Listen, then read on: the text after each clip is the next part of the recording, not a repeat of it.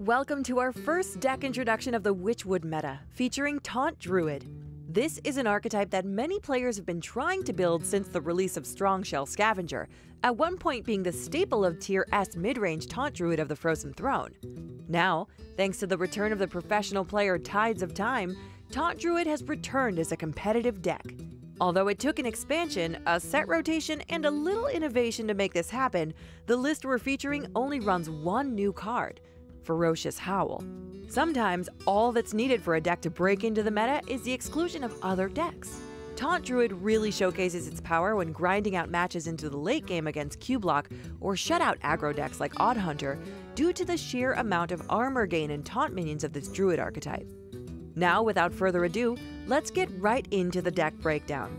Taunt Druid is a very versatile deck that can be played defensively against aggro or as a mid-range deck against control, similar to Q-Block's position on the ladder. The deck features several removal spells such as Lesser Jasper Spellstone, Naturalize, and Swipe. These cards help us survive to later turns by removing large cheap boards or high-value single targets. Other cards that tend to be defensive are Malfurion the Pestilent and Spreading Plague. Unleashing the Scarabs can often generate several extra turns against aggressive decks, chipping away at their health and setting up board wipes later in the game. Wild Growth serves as a very important tool that most Druids have used to bridge the gap to their curve and accelerate to higher cost cards earlier in the game. It also adds to the draw power of the deck as a 2-mana cycle at 10 mana.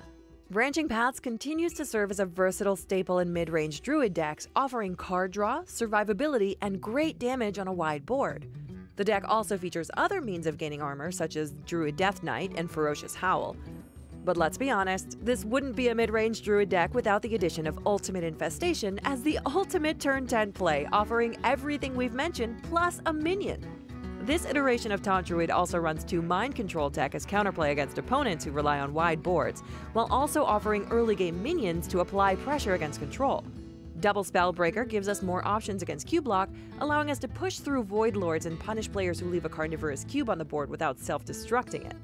Nourish always seems to find a slot in most Druid decks, offering an earlier Ultimate Infestation with ramp or card draw to find it. And I get that anyone playing Spirit Singer Umbra and Carnivorous Cube would believe they were exclusive to Q-Block, but their synergy has powerful utility in this version of Taunt Druid, thanks to Lich King and Hadronox. This version of Taunt Druid relies on the durable bodies and powerful effects of Primordial Drake and Lich King to be re-summoned by naturalizing your own Hadronox on turn 10. In order to re-summon even more of our Taunt minions, we have the previously mentioned combination of Spirit Singer Umbra and Carnivorous Cube, but we also have our Faceless Manipulators that allow us to directly copy one of them. We also can use Faceless Manipulator to summon a copy of an opponent's minion when we're in dire need of contesting the board. In slower matchups, you would tend to avoid playing Spreading Plague unless it's absolutely necessary, as the Scarabs can dilute your pool of minions that Hadronox will resurrect. While this is the main reason players favor the powerful synergy of Witching Hour and Hadronox by not playing Spreading Plague, the deck is strongest beating local metas where aggro is prevalent. Against slower decks who may run Silence, try saving a Naturalize for your own Hadronox to ensure that you guarantee getting value from the Death Rattle effect. It may be tempting to naturalize a minion to mill your control opponent, but the value from Hadronox will tend to be more relevant to your win condition in that matchup. When mulliganing against slow decks, you should prioritize for ramp, while against aggro decks, holding onto removal or key cards like Spreading Plague will support your control strategy of grinding out their board of weaker minions. Due to how much health gain Taunt Druid has, don't be afraid to take a bit of damage to get a better Spreading Plague or Swipe. Ultimately, health is a resource you should feel comfortable using to get the most out of what removal you draw that game. Another very important element to consider in these matchups is the value of tempo. For example, sometimes you will need to play Mind Control tech on turn 3, even without generating Battlecry value, as the body itself can be a threat for aggro decks.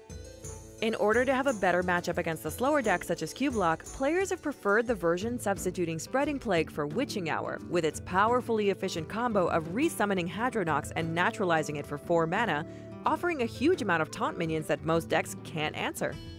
The Faceless Manipulators have also been replaced for Rotten Apple Bombs, relying on the healing from its Death Rattle to hold off against aggro without Spreading Plague. While the Witching Hour version has seen more popularity in the new meta, it's important to realize the roles both play as the latter shifts between aggro and control decks. Responding to these changes and adapting your Taunt Druid to them will be the key to a strong climb on the ladder in these first few weeks of the Witchwood. To conclude our deck introduction, Taunt Druid seems immensely powerful and could make a significant impact on the ladder. By how much, though, only time will tell. Thank you once again for tuning into our deck introduction series, and make sure to subscribe for more Tempo Storm news and Hearthstone content. Comment below what you would like to see next, and we hope you continue to enjoy exploring the Witchwood meta.